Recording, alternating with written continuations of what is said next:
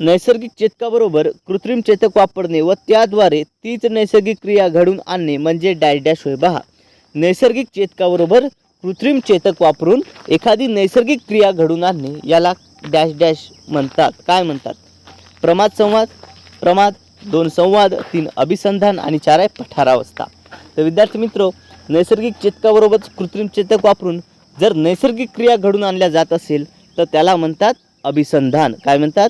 अभिसंधान. Okay. पहा, आता विद्यार्थी मित्रो, ही जी प्रक्रिया आहे याला अभिसंधान आहे, पण कोणतं? याला अभिजात अभिसंधान म्हणतात. ओके. कोणतं? तर अभिजात अभिसंधान. ओके. अभिजात अभिसंधान या उपपत्तीचा हा प्रकार आहे. ओके. हे कोणाची आहे? तर हे आहे पॅव्लॉन डॉग. ओके. कोणते शास्त्रज्ञ? तर पॅव्लॉन या शास्त्रज्ञासंबंधित आहे. बघा, आता याच्यामध्ये आपण समजून घेऊया. पहा, नैसर्गिक चेतकाबरोबरच कृत्रिम चेतक वापरणे आणि त्याद्वारे तीच नैसर्गिक क्रिया घडून आणणे म्हणजे अभिसंधान होय. पहा, आता याचं आपण एक साधं उदाहरण समजून घेऊया. बघा, राष्ट्रगीत सुरू होताच सावधान अवस्थेमध्ये येणं, राष्ट्रगीत सुरू होताच सावधान होणे, किंवा आनंदाच्या क्षणी टाळ्या वाजवणे, आनंदाच्या क्षणी टाळ्या वाजवणे. बघा, पॅव्लॉन यांनी काय केलं होतं? तर एका कुत्र्यावरती प्रयोग केला होता. त्या प्रयोगामध्ये त्यांनी एका कुत्र्याला एका साखळीने बांधून ठेवले होते. ओके. आणि बाजूला एक घंटा ठेवली होती. आता ती काय करायचे? त्यावेळेस ती घंटा वाजली की घंटा वाजताच त्या ठिकाणी त्या कुत्र्याच्या पुढे जे आहेत जेवणाचं ताट ठेवलं जायचं. ओके. खाण्यासाठी त्याला ताट ठेवलं जायचं. आता ताट ठेवलं, सुरुवातीला काय व्हायचं की ज्या वेळेस त्याच्या पुढे ताट ठेवलं जायचं त्यावेळेस त्याच्या तोंडामधून लाळ पडायची. ओके. कुत्र्याच्या तोंडामध्ये काय?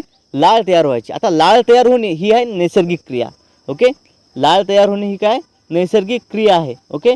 आणि उद्दीपक काय त्या ठिकाणी? तर या ठिकाणी हे बघा, नैसर्गिक क्रिया ती झाली आणि नैसर्गिक उद्दीपक जे आहे ते होतं जेवणाचं ताट. ओके. पहा, मग आता विद्यार्थी मित्रो, असा प्रयोग बरेच दिवस चालला. घंटा वाजली, ताट पुढे आलं, कुत्र्याच्या तोंडामध्ये लाळ तयार झाली. मग आता कालांतराने काय झालं की कुत्र्याच्या तोंडापुढे ताट न ठेवता नुसती घंटा जरी वाजवली तर त्या ठिकाणी त्याच्या तोंडामध्ये लाळ तयार व्हायला लागली. बघा, नुसता घंटेचा आवाज ऐकून देखील कुत्र्याच्या तोंडामध्ये काय त्या ठिकाणी? तर जी लाळ आहे ती लाळ तयार व्हायला लागली. म्हणजेच काय? तर घंटा या ठिकाणी हा काय झाला? कृत्रिम चेतक. घंटा काय झाला? कृत्रिम चेतक. मग नुसता घंटाचा आवाज जरी ऐकला तर कुत्र्याच्या तोंडामध्ये आपोआप लाळ तयार व्हायली, नैसर्गिक क्रिया घडून आणली चालली. यालाच म्हणतात अभिजात अभिसंधान. क्लिअर आहे सर्वांना? बघा, अभिजात अभिसंधान उपपत्ती ही अशा प्रकारची आहे.